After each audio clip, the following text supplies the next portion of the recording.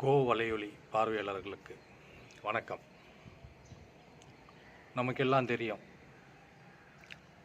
Russia America கடுமையான பகையாளிகள் அப்படின்னு. அவர்கள் இருவருக்கும் இது ஒரு நாடு அது ஒரு நாடு, ரொம்ப தூரம். அதனால் ரெண்டு பேரும் பகைமை முட்டிக்க மாட்டாங்க அதிகமாக அப்படின்றது நாம நினச்சிட்டு இருப்போம். நமக்கான வரைபடமும் நாம் பார்த்த வரைபடமும் அதுதான் நமக்கு காட்டுச்சு. ஆனால் ரஷ்யாவுக்கும் அமெரிக்காவுக்கும் ரொம்ப தூரம் கிடையாது. வெறுமனே 3.8 கிலோமீட்டர், அதாவது 2.5 மைல் அப்படின்னு சொன்னால் நம்மளால் நம்ப முடியுமா? நிஜத்தில் அதான் உண்மை. நீங்கள் இந்த வரைபடத்தை பார்த்துட்டு வாங்க. இந்த வரைபடத்தில் ஒரு நீரிணை ஒன்று இருக்குது. அதாவது அந்த நீரிணையோட பேர் பேரிங் நீர் அப்படின்னு சொல்லுவாங்க. பேரிங் ஸ்ட்ரைட், அதாவது பேரிங் நீரிணை. அந்த நீரிணை அமெரிக்காவின் அலாஸ்கா பகுதிக்கும் ரஷ்யாவின் பகுதிக்கும் இடையில் ஓடுற நீரிணை, அதாவது ஜலசந்தின்னு சொல்லுவாங்க. நீரிணைன்னு தமிழில் சொல்கிறோம், நாம் ஆங்கிலத்தில் ஸ்ட்ரைட்னு சொல்லுவாங்க. அந்த பேரிங் ஸ்ட்ரைட், அந்த பேரிங் ஸ்ட்ரைட்டுக்கு இடையில் 2 தீவுகள் இருக்குது. ஒன்று ஸ்மால் டைமிட் தீவுகள்னு சொல்லுவாங்க. ஒன்று ஸ்மால் டைமிட், ஒன்று பிக் டைமிட். இந்த ஸ்மால் டைமிட், இந்த பிக் டைமிட் ரெண்டும் ஒவ்வொரு பகுதி. இப்போ நம்ம அந்த வரைபடத்தில் பார்த்தோம் இல்லையா, அதுதான்.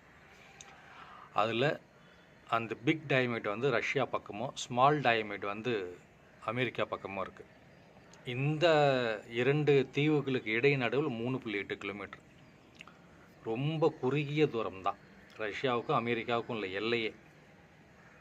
நாம் வரைபடத்தில் பார்க்குற மாதிரி பெரிய கிலோமீட்டர் கணக்கான வரைபடம்லாம் இல்லை. வரைபடத்தை நம்ம இப்படி பார்ப்போம், உலகம் சுற்றி வரும்போது பூமி உருண்டையாக இருக்குன்னு சொல்கிறாங்க இல்லையா, அந்த உருண்டையாக அப்படி வரும்போது ஆசிய கண்டத்தில் இருக்கிற ரஷ்யாவும் வட அமெரிக்காவான ஐக்கிய அமெரிக்க நாடுகள் ஒன்ற பகுதியான அலாஸ்காவும் ரெண்டும் ஒன்று சேருது. இதுதான் இயற்கையோட விந்தை. நம்ம வரைபடத்தில் இப்படி பார்த்துருப்போம், அது கிடையாது. இப்படி சுற்றி வரும்போது ரெண்டும் ஒன்றோட ஒன்று சேருது. அப்படி சேரும்போது இந்த பேரிங் நீரிணையில் இருக்கிற இந்த 2 தீவுகளும் ஒன்றோடு ஒன்று இணைந்து பனிகாலங்களில் அந்த பிக் டைமிட் ரஷ்யாவிலேருந்து ஸ்மால் டைமிட் வடக்கு அமெரிக்காவுக்கு நடந்தே போயிடுவாங்களாம் மக்கள். காலையில் கிளம்புனா மதியானம் போயிடலாம். இதில் இன்னொரு பெரிய விந்தையான செய்தி என்னென்னா, 2க்கும் காலநிலை வேறு, டைம் ஜோனை வேறு மாதிரி மாறுது. நீங்கள் அமெரிக்காவில் காலையில் கிளம்புனீங்கனாக்கா அது இங்கே வரும்போது வெள்ளிக்கிழமை கிளம்புனா இங்கே வரும்போது வியாழக்கிழமை அப்படின்றாங்க. 2த்துக்குமே காலநிலையே மாறுது, கிழமையே மாறுது. இதுதான் பெரிய விந்தையான செய்தி. இந்த செய்தியில் இது எதுக்கு இப்போ குறிப்பிடணும் அப்படின்னு பார்த்தீங்கன்னா, நம்ம ஐயா இருக்கிறார்ல ட்ரம்ப்பு, அவர் நமக்கெல்லாம் தெரியும் கிரீன்லாந்தை பிடிக்கிறதுக்காக இப்போ மும்முரமாக செயல்பட்டு இருக்கிறாரு. அந்த மும்முரத்துக்கும் இந்த ஒரு விஷயத்துக்கும் ஒரு இணைப்பு உண்டு. இந்த டைமிட் பகுதி சொன்னோம் இல்லையா, ஸ்மால் டைமிட், அலாஸ்கா அமெரிக்காவோட ஒரு மாகாணம், 50வது மாகாணம் அப்படி நம்ம சொன்னோம் இல்லையா. இந்த அலாஸ்கா பகுதி ஐக்கிய அமெரிக்க நாடுகளின் ஒரு பகுதியாக இருந்தாலும் அது இப்போ தான், அதாவது சுமார் ஒரு 150 ஆண்டுகளுக்கு முந்தைய 1867, ஆமாம் 1867 ரஷ்யாவிடமிருந்து அமெரிக்கா அந்த அலாஸ்கா பகுதியை வாங்கியிருக்கு, காசு கொடுத்து வாங்கியிருக்கு. அதுக்கு முந்தைய ரஷ்யா அந்த இடத்த நீர்நாய்களை பிடிப்பதற்காகவும் மீன்பிடி துறைமுகமாகவும் அந்த அலாஸ்கா பகுதியை, அலாஸ்காவின் ஒருங்கிணைந்த பகுதியாக, ரஷ்யாவின் ஒருங்கிணைந்த பகுதியாக அலாஸ்கா இருந்திருக்கு. அவர்கள் அந்த நீர்பிடிப்பு பகுதி பெருக பெருக பெருக பெருக ஒரு காலத்தில் நீர்நாய்கள் குறையுது, மீன் வளம் குறையுது. அதனால் இதுக்கப்புறம் இது பயனற்றது இந்த அலாஸ்கா பகுதி அப்படின்றதுக்காக அப்போதைய ரஷ்ய அதிபர்களில் பேசி அவங்க 2 பேரும் ஒரு ஒப்பந்தம் போட்டிருக்காங்க. நீங்கள் எங்களுக்கு ஒரு குறிப்பிட்ட பணம் கொடுத்துருங்க, நான் உங்களுக்கு இதை கொடுத்துறேன்னு சொல்லிட்டு அமெரிக்க அரசிடம் ரஷ்யா ரஷ்யா கிட்ட கேட்குறாங்க. அமெரிக்க அரசு ரஷ்யா கிட்ட கேட்குறாங்க. ரஷ்யாவும் அதுக்கு ஒத்துருக்கு. சரிங்க, பணத்தை வாங்கிட்டு கொடுத்துடலாம் அப்படின்ட்டு 1867 அலாஸ்காவை ரஷ்யா ஐக்கிய அமெரிக்க நாடுகள் கையில் ஒப்படைக்குது. ஒப்படைச்ச பிறகு தான் தெரியுது. வாங்கின நம்மால் சும்மா இருப்பானா? அங்கே வாங்கின பிறகு அங்கே வெறும் அது பனிமலைகள் தான், அங்கே ஒன்றும் புண்ணியம் இல்லை. இது வந்து அந்த ஒப்பந்தம் போடும்போது கூட அமெரிக்க மக்கள் பல பேர் வந்து இது முட்டாள்தனமான ஒரு ஒப்பந்தம், ஃபூலிஷ் ட்ரீட்டியை சம்திங் ஏதோ சொல்கிறாங்க, அதை முட்டாள்தனமான ஒரு ஒப்பந்தம் அப்படின்னு கடுமையாக விமர்சனம் பண்ணுறாங்க.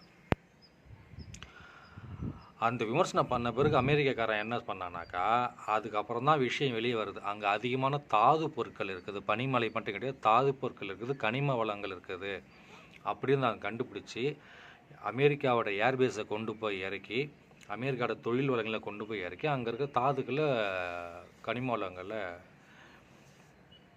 தன்னகத்தை கொண்டு வந்து பயன்படுத்த ஆரம்பிக்கிறான். அதுக்கப்புறம் தான் ரஷ்யாவுக்கு தெரியுது, ஆஹா நம்ம எவ்வளோ பெரிய தப்பு பண்ணிட்டோம் அப்படின்னு.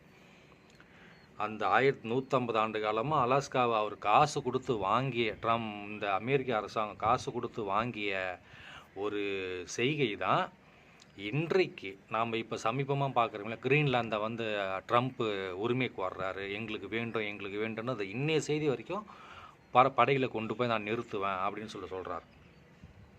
அந்த கிரீன்லாந்தை வந்து அமெரிக்கா கேட்குறதுக்கு ஒரு காரணம் ஒன்று இருக்குது. அது என்ன காரணம்னா, கிரீன்லாந்துக்கும் அமெரிக்காவுக்கும் நாங்கள் ரொம்ப பக்கம், எங்களுக்கு ரொம்ப பக்கம். அமெரிக்கா மாகாணமான நியூயார்க்லேருந்து கிரீன்லாந்து தலைநகர் நியூக்குக்கு போகிறதுக்கு ரொம்ப பக்கம், கிட்டத்தட்ட 3300 கிலோமீட்டர் தான் இருக்குது. ஆனால் இன்றைக்கி அதே கிரீன்லாந்து டென்மார்க்கோட கட்டுப்பாட்டில் இருக்குது. டென்மார்க்கோட தலைநகரான கோப்பன்ஹேகனுக்கும் கிரீன்லாந்தோட தலைநகரான நியூக்கிற்கும் போகிறது கிட்டத்தட்ட 3500 கிலோமீட்டருக்கு மேலே இருக்குது. ரொம்ப எளிதில் அணுகக்கூடிய நகரமாக அமெரிக்காவோட நியூயார்க் நகரம் இருக்குது. அதனால் எங்கள் கையில் கொடுத்துடணும் அப்படின்னு ட்ரம்ப் அவர்கள் சொல்கிறாரு. அது மட்டும் இன்னொன்று சொல்கிறாரு. அவர் என்ன சொல்கிறாருன்னா, 500 ஆண்டுக்கு முந்தி உங்கள் படகு கொண்டு போயிட்டு அங்கே நிறுத்திருந்தாலும் அது உங்கள் ஊர் ஆகிடாது. எது டென்மார்க்காரங்க போயிட்டு அமெரிக்கா அந்த கிரீன்லாந்து பகுதியில் படகை கொண்டு போய் நிறுத்திட்டு இறங்கினாங்களாம், மீன் பிடிச்சாங்களாம் 500 ஆண்டுக்கு முந்தி. அதனால் அது உங்கள் நாடாகிடாது, உங்களுக்கு சொந்தமாகிடாது, அது பாரம்பரியமாக எங்களுக்கு சொந்தமாக இருக்குது. அந்த பாரம்பரியமே என்னது நமக்கே தெரியும். அமெரிக்காவே ஒரு உருவாக்கப்பட்ட நாடு, உருவான நாடு கிடையாது. வெள்ளைக்காரன் பிரிட்டிஷாரர் அங்கே போயிட்டு அந்த செவ்விந்தியர்களை அடிச்சுட்டு அவர் அந்த நாட்டை ஆக்கிரமித்த நாடு தான். அவங்க இன்றைக்கி வந்து எனக்கு அந்த கிரீன்லாந்து சொந்தம்னு ட்ரம்ப் சொல்கிறாரு. உறுதியாக நான் அதை கொண்டு அமெரிக்காவோட ஒரு மாகாணம் ஆக்கிடுவேன் அப்படின்ட்டு சொல்கிறார். அதற்காக அங்கே இருக்கிற மக்கள் கிட்டத்தட்ட 50,000-60,000 மக்கள் தான், ரொம்ப குறைவான மக்கள் தொகை தான் போல இருக்குது. ஒவ்வொருத்தருக்கும் வசதிக்கு தகுந்த போல் ஒரு 8 லட்சத்துலேருந்து இந்திய மதிப்பில் 8 லட்சத்துலேருந்து 80 லட்சம் வரைக்கும் நான் உங்களுக்கு காசு தரேன், நீங்கள் அதை எங்களுக்கு கொடுத்துருங்க அப்படின்னு சொல்கிறார். அதுக்கு இன்னொரு காரணம் என்ன சொல்கிறாருன்னா, அங்கே வந்து கிரீன்லாந்து பகுதிகளில் ரஷ்யாவோட ஆக்கிரமிப்பு, சீனாவோட ஆக்கிரமிப்பு அதிகமாக இருக்குது. அவங்களோட போர் கப்பல்கள் அடிக்கடி அங்கே போயிட்டு வர்றது எங்களுக்கு அமெரிக்காவுக்கு அச்சுறுத்தலாக இருக்குது. அதனால் அங்கே நாங்கள் ஒரு தளத்தில் அமைக்க போகிறோம், எங்களோட பாதுகாப்பு கருதி நாங்கள் தளத்தை அமைக்க போகிறோம் அப்படின்ற காரணம் சொல்கிறார். இதற்கு டென்மார்க் வந்து ஐரோப்பியன் ஒன்றிணைந்த பகுதி இல்லையா, அந்த ஐரோப்பிய யூனியன் இருக்குது இல்லையா, அதை டென்மார்க்கு, ஃப்ரான்ஸு, ஸ்வீடன், ஜெர்மன் இந்த மாதிரி நாடுகள்லாம் அங்கிற தலைவர்கள், ஐரோப்பிய ஒன்றிய தலைவர்கள் கடும் எதிர்ப்பு இருக்கிறாங்க. அமெரிக்கா இதெல்லாம் பண்ணக்கூடாது, நீங்கள் வந்து கடுமையான விளைவுகளை சந்திக்க நேருன்னு சொல்லும்போது அவர்களை எதிர்க்கிறார் ட்ரம்ப். வந்து அவர்களை எதிர்த்து உங்களால் முடிஞ்சதை பார்த்துங்க, நான் வாங்கிறது தான் அப்படின்னு இன்றைக்கி வந்து ஐரோப்பிய ஒன்றியத்திலேருந்து இறக்குமதியாகிற பொருளுக்கு கடுமையான வரி விதிப்பு போட்டிருக்கார் ட்ரம்ப் அவர்கள். இந்த மாதிரி ஒரு செய்கை போயிட்டுருக்குது. இது எங்கே போய் முடியும்னு தெரியல. கண்டிப்பாக இருக்கிற விளைவுகள்லாம் பார்த்தாக்கா கிரீன்லாந்தை வந்து டென்மார்க்கிலேருந்து ட்ரம்ப் அவர்கள் பெற்றுடுவாரா இல்லை அபகரிக்கிறாரோ அப்படின்ற மாதிரி தான். ஏன்னா ஏற்கனவே நம்ம இதில் பார்த்தோம், நம்ம வெனிசுலாவில் என்ன நடந்ததை பார்த்தோம், பெட்ரோக்கு என்ன நடந்ததை பார்த்தோம். இப்படி தான் கட்டழுத்த காலையாக உலகத்தின் பெரிய அமெரிக்க அதிபர் இன்றைக்கு வரைக்கும் செயல்பட்டிருக்கிறார். இது என்ன தீர்வுன்னு தெரியல. ஐரோப்பிய ஒன்றிய தலைவர்கள், அனைத்து நாடுகள் தலைவர்களும் கடுமையான கண்டனம் தெரிவித்தாலும் உங்களால் முடிஞ்சதை பார்த்துங்க, நான் பண்ணுறதை தான் பண்ணுவேன் அப்படின்னு அவரும் கடுமையான ஒரு விளைவை இன்றைக்கி கிரீன்லாந்தை கைப்பற்றுவதில் மும்முரமாக இருக்கார். உலக நாடுகளும் வேடிக்கை பார்த்துட்டு இருக்கு. பார்ப்போம். ரஷ்யாவுக்குலேருந்து வாங்கின அலாஸ்கா போல் இன்றைக்கி டென்மார்க்கிலேருந்து அந்த கிரீன்லாந்து பகுதி அபகரிப்பாரா இல்லை உலக நாடுகளுக்கு ஐரோப்பிய ஒன்றியத்துக்கு ட்ரம்ப் அவர்கள் அடங்கி போவாரா, இல்லை வெல்வது யார், ஐரோப்பிய ஒன்றியமா இல்லை ட்ரம்ப் அவர்களா அமெரிக்காவா அப்படின்றத பொறுத்திருந்து பார்ப்போம். மேலும் இந்த காணொளி உங்களுக்கு பிடிச்சிருந்தனா ஒரு விருப்பம் தெரிவிங்க. உங்கள் கருத்துக்கள் ஏதேனும் இருந்ததுன்னா கீழே கருத்துரை பகுதியில் கருத்து பதிவு பண்ணுங்கள். இந்த காணொளி உங்களுக்கு பிடிச்சிருந்தா உங்கள் நண்பர்களுக்கு பகிர்ந்து விடுங்க. அது என்னை போன்ற ஒரு வலையொலி பதிவர்களுக்கு ஒரு ஊக்கமாக இருக்கும் என்பதை மட்டும் கூறிக்கொண்டு விடைபெறுகிறேன். நன்றி, வணக்கம்.